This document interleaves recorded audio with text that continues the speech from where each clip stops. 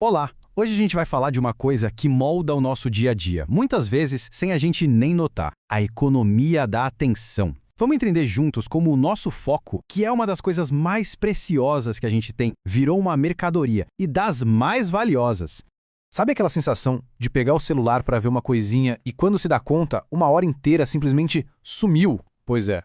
O que parece só uma falha de disciplina nossa, na verdade é o resultado de um sistema inteiro desenhado para que isso aconteça. Olha só o caminho que a gente vai percorrer. Primeiro vamos entender como a atenção virou um produto. Depois, a gente vai seguir o dinheiro para ver o tamanho desse negócio.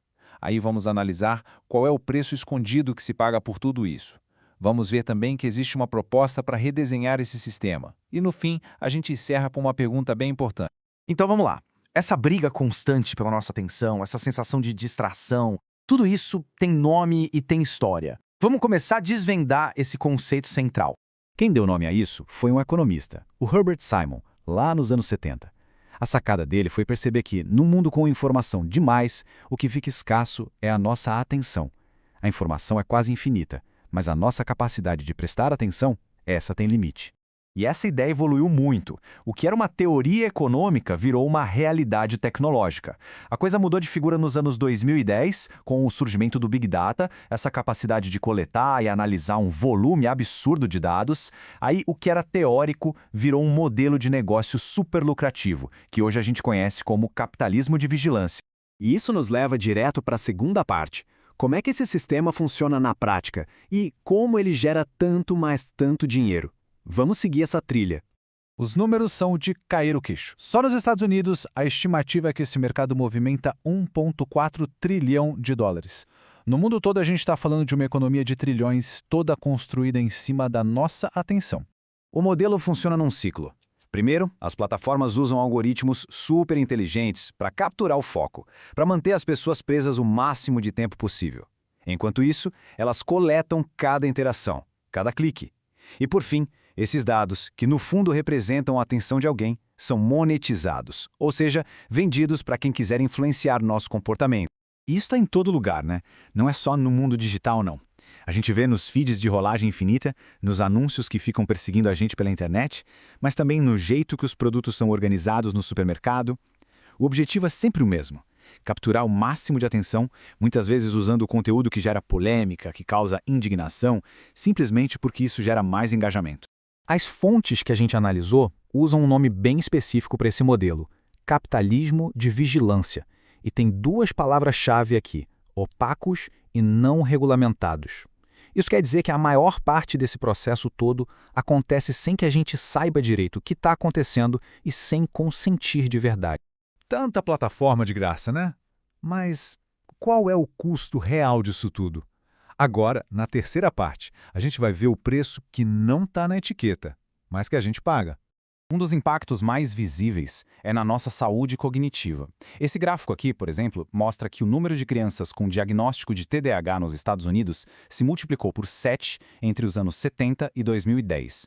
Claro que existem vários fatores para isso, mas as fontes apontam que a exposição constante a um celular desde muito cedo treina o cérebro para ser menos paciente, menos atento.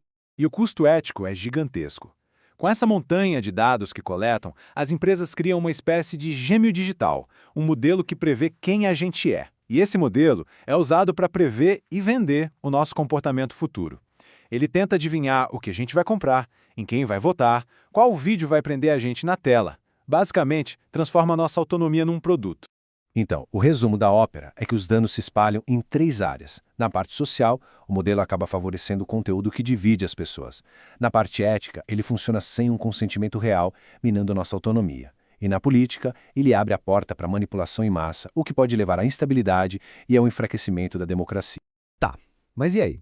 Estamos presos nesse modelo para sempre? As fontes que a gente estudou dizem que não. Agora, na quarta sessão, vamos explorar um outro caminho possível. A rede de economistas da ONU, por exemplo, propõe uma visão bem diferente. Eles imaginam uma economia da atenção que seja consciente, intencional.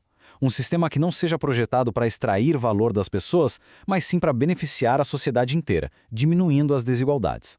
Essa comparação deixa a diferença bem clara. O modelo que a gente tem hoje é extrativista. O objetivo é o lucro, os dados são controlados por poucos e o resultado é fragmentação social. a proposta de um modelo regenerativo, com foco no bem-estar, com dados transparentes, controlados pela própria pessoa e que busca a integridade. E como seria isso na prática? Bom, os princípios são bem diretos. Devolver o controle dos dados para as pessoas, taxar esse setor para financiar o desenvolvimento sustentável e, talvez o mais importante, redesenhar as plataformas com um novo objetivo. Em vez de capturar a atenção a qualquer custo, elas deveriam servir à intenção de quem usa. E com isso a gente chega na nossa última sessão. Depois de entender o problema e de imaginar uma solução, o que fica para a gente pensar? Acho que a mensagem mais poderosa é essa. A tecnologia não é um destino. Os sistemas que a gente usa hoje foram projetados por pessoas, com certos objetivos. E se eles foram projetados de um jeito, isso significa que eles podem e devem ser redesenhados com novos objetivos, o nosso bem-estar e a saúde da sociedade. E para fechar, fica aqui uma reflexão. Se nesse sistema a nossa atenção é a moeda de troca, com o que a gente está realmente pagando? Talvez seja com o nosso tempo, nossa paz de espírito, nossa capacidade de ter um pensamento mais profundo, ou até a união da nossa sociedade. A resposta não é simples e é diferente para cada um. Essa foi a nossa análise sobre a economia da atenção.